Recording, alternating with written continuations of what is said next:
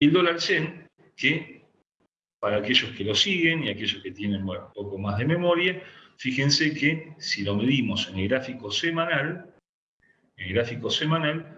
dejó un gap, ¿sí? Ahí, en 112.50, de 112.50 a 112.55, lo dejó en octubre de 2014, en ocasión de la última evaluación que presentó el yen, justamente llevada a cabo por el Banco de Japón, ¿sí? Que en su momento amplió la base monetaria de la institución y hizo que, bueno, el yen, que estaba prácticamente en la zona de 106, 107, se fuera en muy pocos días a la zona de 120, 122.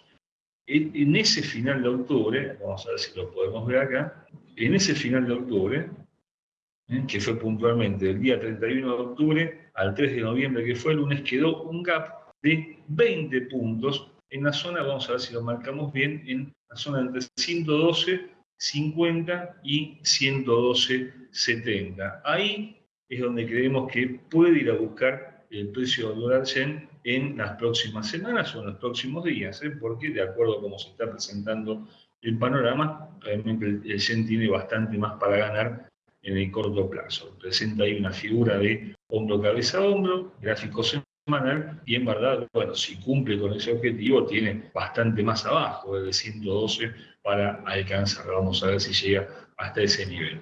Entonces, ¿esto qué podría significar? Si tenemos un yen en la zona de, vamos a ponerlo como un objetivo de mínima, 112.50, 112.70. Si esta relación sigue cumpliéndose, es decir, si el yen crece cuando las acciones del índice Dow Jones caen, y es lo más probable que veamos una baja importante en la bolsa de Nueva York, que técnicamente tiene realmente un fundamento importante, vamos a verlo acá, en los gráficos mensuales, sobre un canal que ya hemos analizado varias veces, un canal que se inició en marzo de 2009, cuando bueno, el mundo se venía abajo, ¿no? Con la crisis financiera, y fíjense cómo ahí se genera un canal que tiene o tuvo un principio de quiebre, un intento de quiebre en agosto de 2015, cuando el 24 de agosto puntualmente estalla, si cabe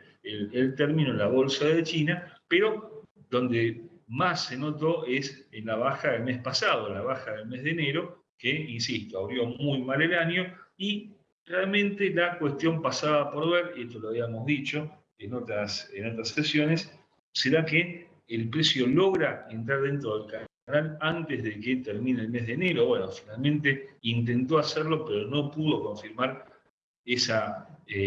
una apertura por encima de la banda inferior del canal, y vuelve a caer. Con lo cual es muy probable que veamos un desplome de las acciones principales en la bolsa de Nueva York, en conjunto con un alza del yen, que, bueno, ahí se me fue el gráfico, vamos a ver si lo encontramos.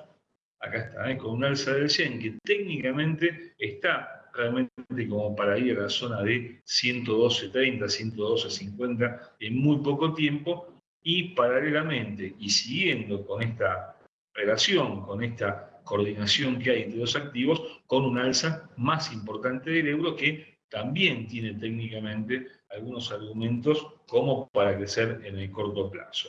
Acá hay algunos que ven un doble suelo. Puede que lo sea, en mi opinión es demasiado extenso el doble suelo. Había más de 1000 puntos de distancia entre los mínimos y el neckline probable de la figura, y esos 1000 puntos los llevaría a la zona de 1.25. Aparece como algo demasiado alto, en mi opinión, pero bueno, es una de las posibilidades que hay. De todas maneras, hay que tomar en cuenta que esto que estamos hablando ahora, por eso insisto, esto es una cuestión más estacional, si se quiere, tiene que ver con una crisis que se está desarrollando en las principales plazas financieras mundiales, que, bueno, por un lado viene del lado de China, por otro lado de un temor generalizado a que haya una recesión a nivel global.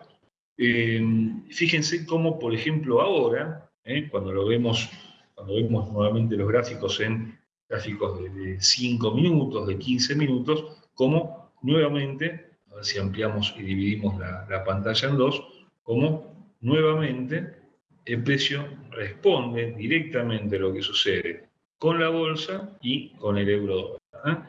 Ahí se ve bastante claro.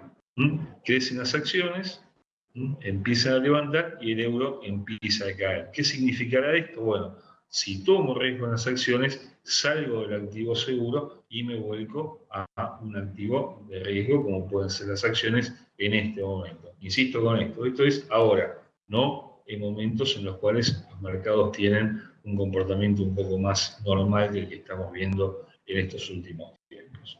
¿Sí? ¿Preguntas? ¿No?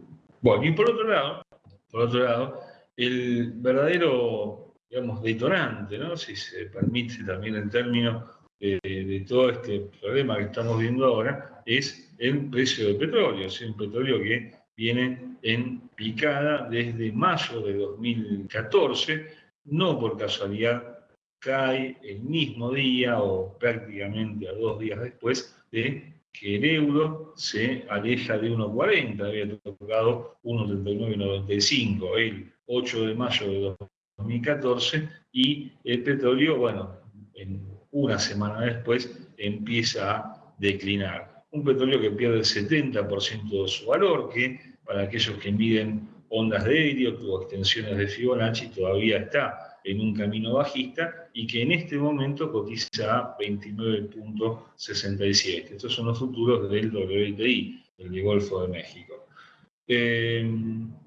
Una baja en el petróleo, una baja tan importante como la que estamos viendo en el petróleo, repercute, bueno, de alguna forma, en forma positiva para los consumidores, pero en forma negativa para los países productores de petróleo y sobre todo para las compañías productoras y exportadoras de petróleo. Y eso es lo que está también repercutiendo en la baja de gran parte de las acciones de ese sector en las bolsas, las cuales tienen un peso directo justamente en los paneles de acciones. De modo que eso también explica, de alguna forma, la baja en los índices bursátiles principales.